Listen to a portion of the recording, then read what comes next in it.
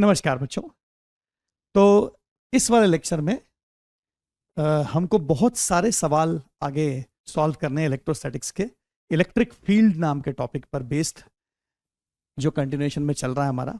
लेकिन उन सारे सवालों के पहले मैं एनसीईआरटी के सॉल्व्ड एग्जांपल्स में से 2 सवाल और एक छोटा एनसीईआरटी का टॉपिक जो इलेक्ट्रिक फील्ड से संबंधित एक टॉपिक है, इसको इस वाले लेक्चर में कवर कर रहा हूं पहले, फिर अपन वापस इलेक्ट्रिक फील्ड के सवाल कंटिन्यू कर देंगे। इलेक्ट्रिक फील्ड पर बहुत सारे हमको क्वेश्चंस अलग अलग वैरायटी के सॉल्व करने पड़ेंगे। तो एनसीईआरटी का इस सवाल को जरा आप चेक करें। Sample problem 15, an electron falls through a distance of 1.5 centimetre in a uniform electric field of magnitude 2.0 into 10 to power 4 Newton per Coulomb directed vertically upwards. The direction of field is now reversed, keeping its magnitude unchanged, and a proton falls through same distance. Compute the time of fall in each case. Contrast the situation with that of free fall under gravity. अब देखिए, एक situation इसमें दे रखी है जिस situation में एक proton, जो पहली लाइन लिखी है, एक इलेक्ट्रॉन जो पहली लाइन लिखी है, an electron falls through a distance of 1.5 centimetre. Fall मतलब रेस्ट से स्टार्ट होता है। इसको उन्होंने कंपेयर किया है फ्री फॉल अंडर ग्रेविटी। जैसे अंडर ग्रेविटी एक ऑब्जेक्ट को छोड़ देते हैं तो उसकी इनिशियल स्पीड 0 होती है और वो एक्सेलरेशन ड्यू टू ग्रेविटी, इस एक्सेलरेशन से वो डाउनवर्ड जाता है। उसके कंपैरिजन में इन्होंने यहां पर an electron falls through a distance of 1.5 centimetre in uniform electric field of magnitude, ये मैग्नीट्यूड दिया है फील्ड का, डायरेक्टेड वर्टिकली अपवर्ड्स। ये जो लाइन है ये इस फिगर ए के हिसाब से दी गई लाइन है। अब आप फिगर ए में देख रहे हो,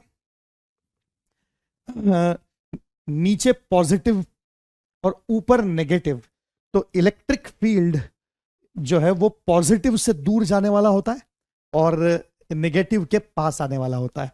तो ये यूनिफॉर्म इलेक्ट्रिक फील्ड है, यानी जो इलेक्ट्रिक फील्ड लाइंस है वो एकदम स्ट्रेट है और पैरेलल टू ईच अदर है। ठीक है, तो ये यूनिफॉर्म इलेक्ट्रिक फील्ड को शो कर रहा है। मतलब इस पूरे रीजन में हर जगह इलेक्ट्रिक फील्ड इंटेंसिटी की वैल्यू सेम है और वो वैल्यू है 2.0 इंटू 10 टू पावर 4 न्यूटन पर कूलम, डायरेक्शन अपवर्ड है। इसमें एक इलेक्ट्रॉन, अब ये हमारा टेस्ट चार्ज हो गया। तो किसी इलेक्ट्रिक फील्ड में अगर कोई टेस्ट चार्ज रखा हो तो उस पर फोर्स लगता है, ये तो हमें पता ही है। ठीक है ना, तो इस इलेक्ट्रॉन पर भी फोर्स लगेगा, ये हमें पता है। ठीक है, तो ये मैं पहली सिचुएशन में एक्सेलरेशन निकालूंगा पहले इस इलेक्ट्रॉन पर, और एक्सेलरेशन निकालने के बाद इसके ऊपर बात करूंगा कि ये फ्री फॉल करता है 1.5 सेंटीमीटर। तो जो है वो हमको टाइम निकालना है दोनों केस में। तो पहली केस में टाइम निकालने वाले हैं अपन। ठीक है, तो अब जरा इस सिचुएशन पर अपन काम करते हैं। अब इस सिचुएशन में ये इलेक्ट्रॉन है बच्चों। अब इस इलेक्ट्रॉन पर डेफिनेटली फोर्स अप्लाई होगा। तो फोर्स जो है वो एफ वेक्टर ऐसे लिखा जा सकता है, F vector is equal to test charge Q into E vector, right? क्योंकि इंटेंसिटी ऑफ इलेक्ट्रिक फील्ड को अपन ने डिफाइन किया था फोर्स अपॉन टेस्ट चार्ज, तो इसलिए एफ वेक्टर बराबर क्यू इंटू ई लिख सकते हैं अपन। ठीक है, अब हमारे पास जो ये क्यू चार्ज है वो इलेक्ट्रॉन है, मतलब वो नेगेटिव चार्ज है। तो इसलिए हमारे पास में F vector is equal to इस सिचुएशन में आ जाएगा माइनस ई, नेगेटिव चार्ज है, इंटू ई वेक्टर, राइट? और ई वेक्टर की वैल्यू उन्होंने दे रखी है 2 इंटू 10 टू द पावर 4। ये आप देख सकते हैं 2 इंटू 10 टू पावर 4 न्यूटन पर कूलम इलेक्ट्रिक फील्ड की वैल्यू है, जो वर्टिकली अपवर्ड डायरेक्शन में। अब इस बात को बहुत ध्यान से समझे कि जब मुझे डायरेक्शन ऑफ इलेक्ट्रिक फील्ड निकालनी हो तो उसके लिए जो टेस्ट चार्ज यूज होता है वो हमेशा पॉजिटिव होता है।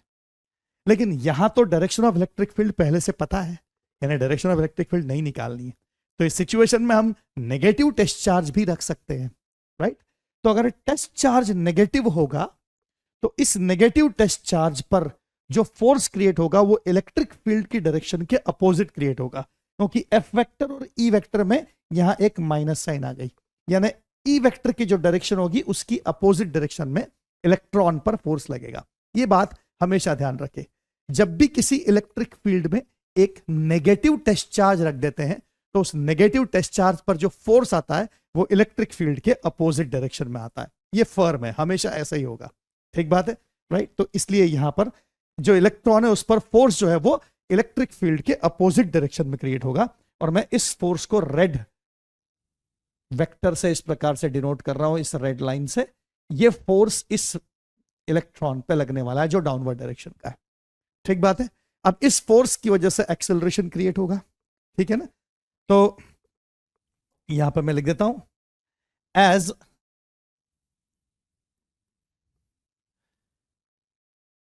Electron has negative charge, hence force on electron when placed in an electric field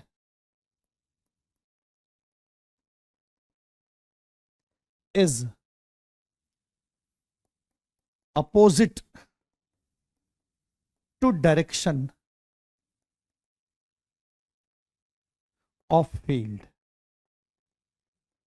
सही है, ओके। तो अब इस फोर्स की डायरेक्शन में एक्सेलरेशन क्रिएट होगा, तो इस इलेक्ट्रॉन पर कितना एक्सेलरेशन क्रिएट होगा अपन पहले उसे जज कर लेते हैं। सो देयरफॉर एक्सेलरेशन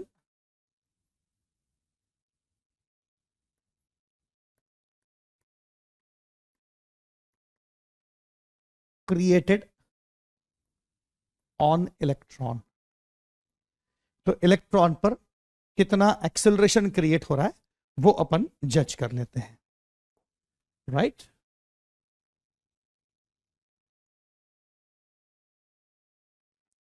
तो इलेक्ट्रॉन पर कितना एक्सेलरेशन क्रिएट होगा वो अपन देख लेते हैं।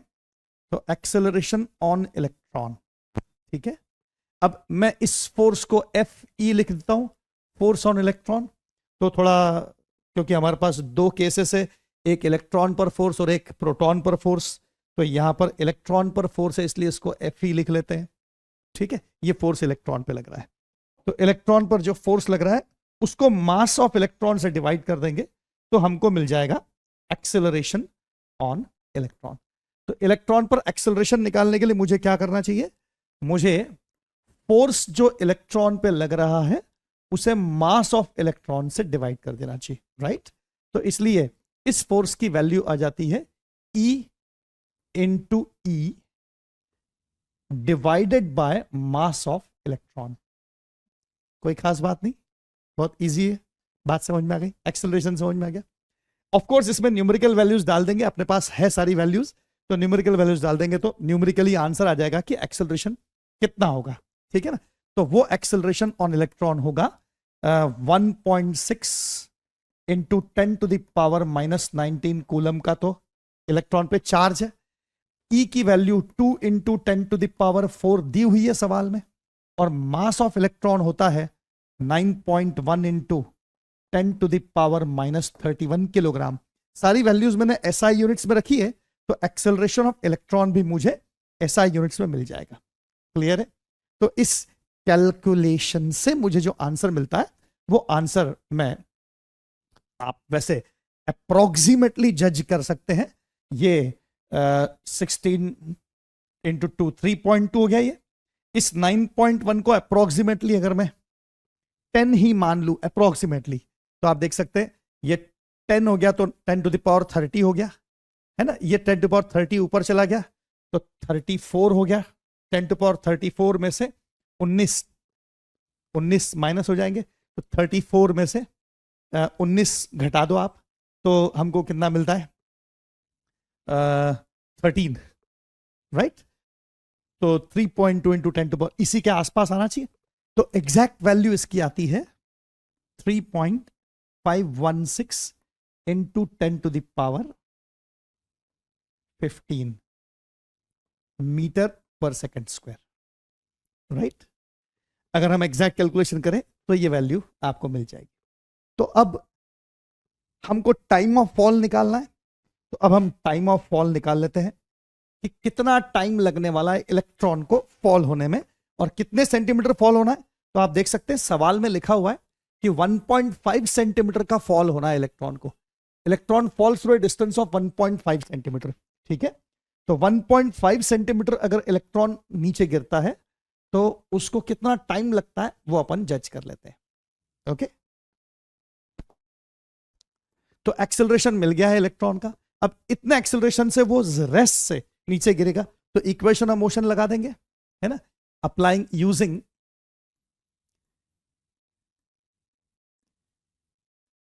Equation of motion. क्योंकि ये एक्सेलरेशन कांस्टेंट रहेगा, क्योंकि इलेक्ट्रिक फील्ड यूनिफॉर्म है तो फोर्स कांस्टेंट लगेगा, तो एक्सेलरेशन भी कांस्टेंट होगा, ठीक है। तो using equation of motion, time taken by electron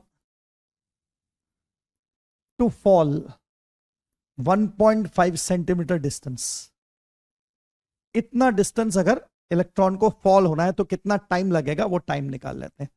तो वो टाइम अगर टी ई मान लेते हैं, उस टाइम को टी ई लिख लेते हैं, तो फिर हमको इक्वेशन ऑफ मोशन यूज करनी है। S is equal to U T plus half A T square, इसको यूज करना है हमको। तो इस डिस्टेंस की जगह 1.5 सेंटीमीटर, तो 1.5 को 100 से डिवाइड करना पड़ेगा ताकि मीटर में कन्वर्ट हो जाएगी। इनिशियल वेलोसिटी 0 है, एक्सेलरेशन ऑफ इलेक्ट्रॉन हमने ऊपर निकाल लिया है, और टाइम का स्क्वायर तो टी ई का square, time of fall of electron है इसलिए टी ई लिख दिया है। तो यहां से टाइम टू फॉल मिल जाएगा हमको, और ये मिलेगा 2 इंटू 1.5 अपॉन 100, और एक्सेलरेशन की वैल्यू नीचे आएगी। ये एक्सेलरेशन जो हमने यहाँ निकाला था, यानी कि 3.516 इंटू 10 टू पावर 15, ये वाला टाइम इस प्रकार से हमको मिल जाएगा, फॉल होने का टाइम, इलेक्ट्रॉन के नीचे गिरने का टाइम। तो अगर ये हम कैलकुलेट करते हैं तो इसकी वैल्यू आती है। अब ये कैलकुलेशन है तो वो कैलकुलेशन में डायरेक्टली लिख देता हूं। तो अगर ये कैलकुलेशन हम करेंगे तो हमको इसका आंसर मिलेगा 2.9 into 10 to the power -9 second. इतना टाइम लगा इलेक्ट्रॉन को नीचे गिरने में, राइट। तो इस प्रकार से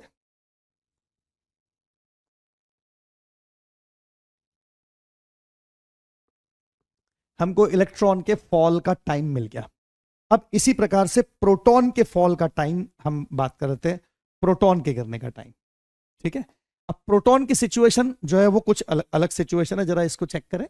ये प्रोटॉन वाली सिचुएशन है, ठीक है। और इसमें लिखा हुआ है the direction of field is now reversed keeping its magnitude unchanged and a proton falls. तो पिछली बार इलेक्ट्रॉन को गिरते समय जो डायरेक्शन ऑफ इलेक्ट्रिक फील्ड था वो अपवर्ड था, अभी इस बार प्रोटॉन के गिरने के लिए जो डायरेक्शन ऑफ इलेक्ट्रिक फील्ड है वो डाउनवर्ड है, ठीक बात है। प्रोटॉन पॉजिटिवली चार्ज पार्टिकल है।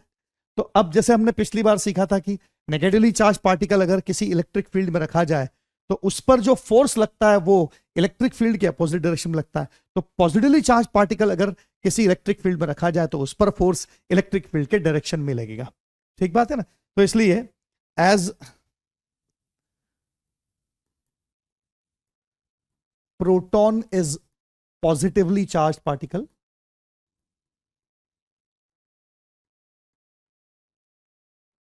hence force on proton when placed in an electric field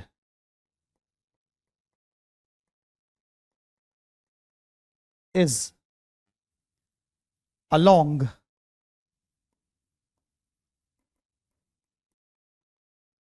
direction of field. तो इस पर जो फोर्स लगेगा वो उसी डायरेक्शन में लगेगा जिस डायरेक्शन में इलेक्ट्रिक फील्ड है।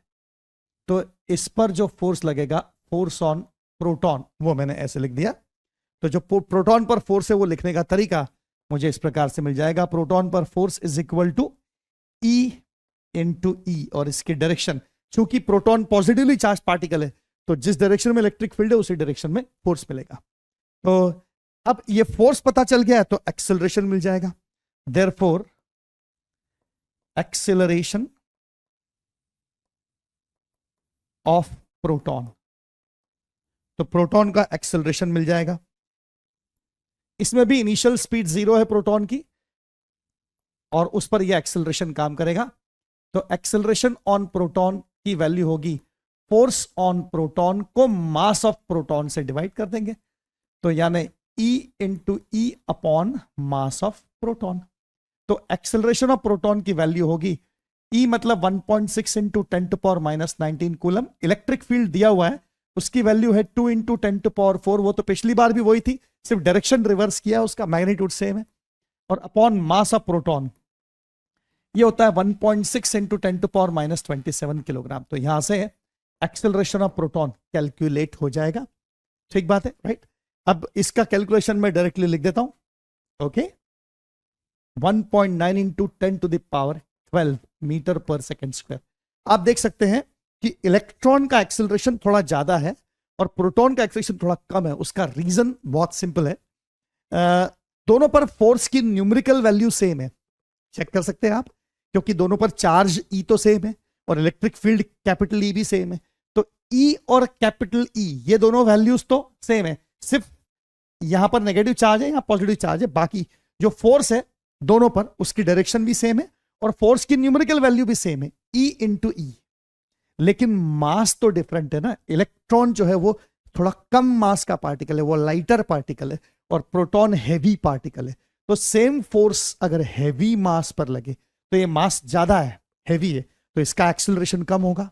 ठीक बात है, ज्यादा वैल्यू से डिवाइड हो रही है ना फोर्स को, और यहां पर फोर्स को कम मास से डिवाइड हो रहा है, तो एक्सेलरेशन की वैल्यू ज्यादा आएगी। तो इलेक्ट्रॉन इसलिए थोड़ा ज्यादा एक्सेलरेटेड है और ये थोड़ा कम एक्सेलरेटेड है, राइट। फर्क समझ में आ गया। और अब टाइम ऑफ फॉल निकालना है, तो वो यूजिंग एक equation of motion.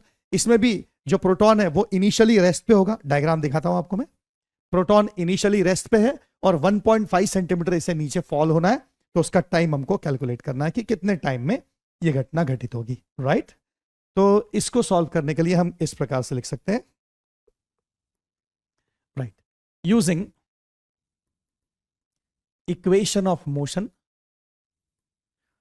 Using equation of motion, time taken. Again equation of motion इसलिए यूज हो पा रही क्योंकि एक्सेलरेशन कांस्टेंट है, क्योंकि फोर्स कांस्टेंट है, ठीक है, यूनिफॉर्म इलेक्ट्रिक फील्ड है। Time taken by proton to fall 1.5 centimetre distance. इतने डिस्टेंस को फॉल होने के लिए कितना टाइम लगा? तो S बराबर ut plus half AT square लगा सकते हैं। इनिशियल वेलोसिटी 0 है, 1.5 सेंटीमीटर को मीटर में कन्वर्ट करना है, इनिशियल वेलोसिटी 0 है। एक्सेलरेशन ऑफ प्रोटॉन हम निकाल चुके हैं 1.9 इंटू 10⁻12 और टाइम ऑफ प्रोटॉन के फॉल का स्क्वायर। तो टाइम ऑफ प्रोटॉन यहां से कैलकुलेट हो जाएगा। तो मैं सीधे इसका कैलकुलेशन का आंसर लिख देता हूं। तो इसका आंसर कैलकुलेट करके आएगा 1.3 इंटू 10⁻⁻7 सेकेंड्स। तो इस प्रकार से इसका टाइम ऑफ फॉल आ जाएगा, ठीक है। अब आप देख सकते हैं कि एक्सेलरेशन ऑफ प्रोटॉन और एक्सेलरेशन ऑफ इलेक्ट्रॉन, ये इतनी बड़ी वैल्यू ऑफ एक्सेलरेशन है, राइट। इसका मतलब इलेक्ट्रिक फोर्स डेफिनेटली बहुत ताकतवर फोर्स है, बहुत बड़ा फोर्स है। तो इसीलिए जब ये फॉल हो रहे हैं इलेक्ट्रॉन और प्रोटॉन, तो यहां ग्रेविटेशनल फोर्स जो इलेक्ट्रॉन पर और प्रोटॉन पे लगेगा उसको काउंट नहीं किया है, क्योंकि मास ऑफ इलेक्ट्रॉन और मास ऑफ प्रोटॉन तो बहुत स्मॉल वैल्यू है। जैसे मास ऑफ प्रोटॉन है 1.6 इंटू 10⁻⁻27 kg। अब अगर इस मास के साथ mg फोर्स, ग्रेविटेशनल फोर्स को मैं डालूं इसके साथ ऐड करने के लिए ग्रेविटेशनल फोर्स, तो mg की वैल्यू तो बहुत छोटी होगी और इलेक्ट्रिक फोर्स उसकी तुलना में बहुत बहुत ताकतवर बड़ा फोर्स है, राइट। और इसलिए बहुत फर्क नहीं पड़ेगा अगर मैं एक्सेलरेशन ड्यू टू ग्रेविटी को भी साथ में काउंट करता हूं तो, ठीक बात है ना। तो इसलिए मतलब मैं ग्रेविटेशनल फोर्स को भी अगर साथ में काउंट करता हूं तो बहुत फर्क नहीं पड़ेगा। इसलिए इस सवाल में इन दोनों क्वेश्चंस को सॉल्व करते समय एनसीईआरटी ने ग्रेविटेशनल फोर्स को नेग्लेक्ट करके केवल इलेक्ट्रिक फोर्स के अंदर इनके फॉल के लिए टाइम निकाला है, ठीक बात है। तो ये केवल इलेक्ट्रिक फोर्स के विद इन, इलेक्ट्रिक फोर्स के कारण इनको फॉल होने में कितना टाइम लग रहा है और कितने टाइम में वो 1.5 सेंटीमीटर गिरेंगे उतना टाइम निकाला हुआ है। ठीक बात है, राइट, है ना। और फिर इसमें एक लास्ट बात है, contrast the situation with that of free fall under gravity. तो इसमें यही बात एक्सप्लेन करने वाली है कि एक्सेलरेशन टू ग्रेविटी ये केवल 9.8 मीटर पर सेकंड स्क्वायर या 10 मीटर पर सेकंड स्क्वायर है, जबकि एक्सेलरेशन ऑफ प्रोटॉन और एक्सेलरेशन ऑफ इलेक्ट्रॉन जो हमको मिल रहे हैं वो देखो आप 10 टू द पावर 12 मीटर पर सेकंड स्क्वायर और 10 टू पावर 15 मीटर पर सेकंड स्क्वायर, इतनी बड़ी वैल्यू में मिल रहे हैं, राइट। ओके, तो ग्रेविटेशनल फोर्स के मुकाबले में इलेक्ट्रिक फोर्स काफी ताकतवर है, ये बात इस सवाल से स्पष्ट हो रही है। क्या क्लैरिटी है? ओके, बढ़ सकते हैं आगे, अगले सवाल पे आते हैं।